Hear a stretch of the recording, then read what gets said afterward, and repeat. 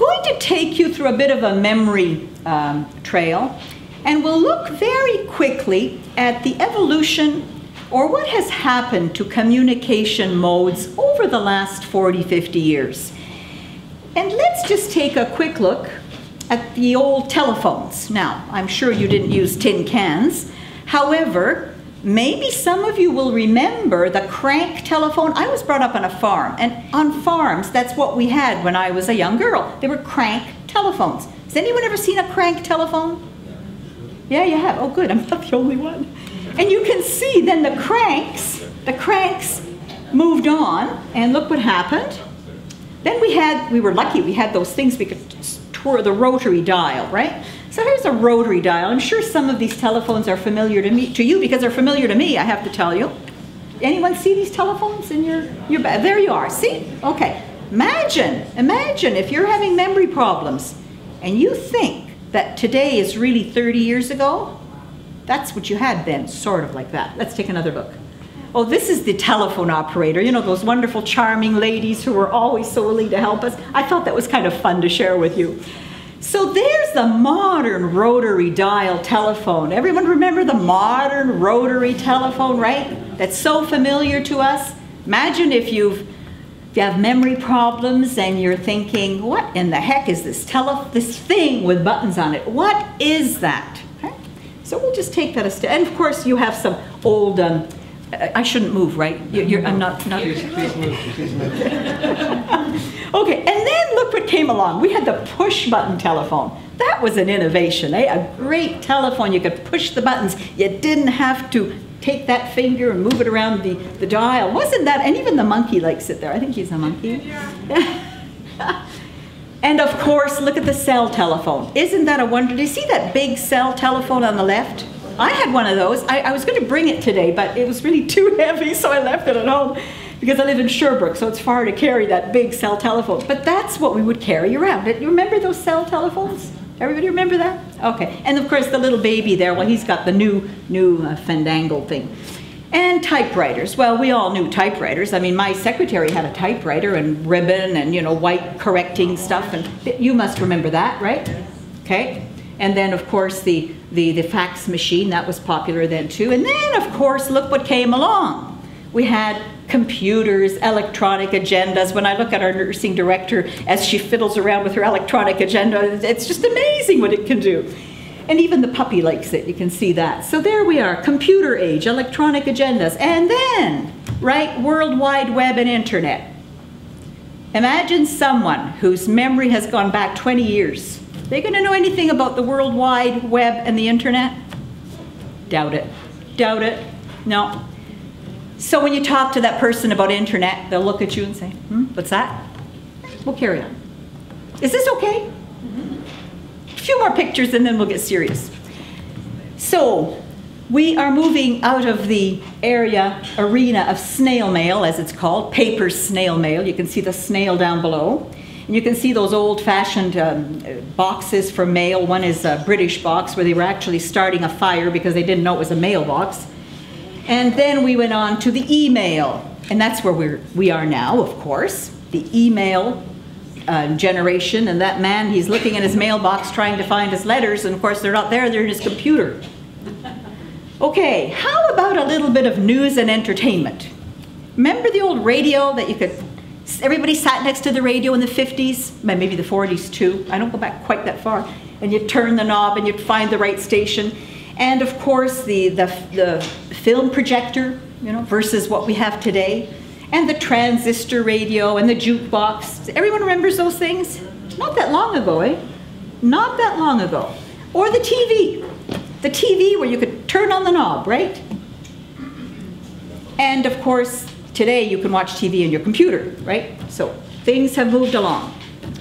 So I just wanted to situate you visually as to how rapidly we have come along in the last 40 years or so in terms of what we're using as communication tools. Okay?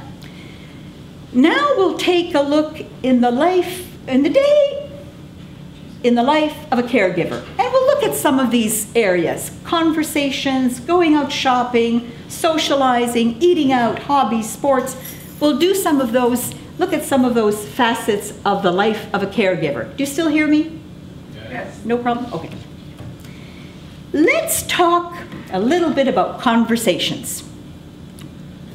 Have you ever sat in a chair on a sofa and somebody behind you is talking to you, but you don't know they're talking to you, right?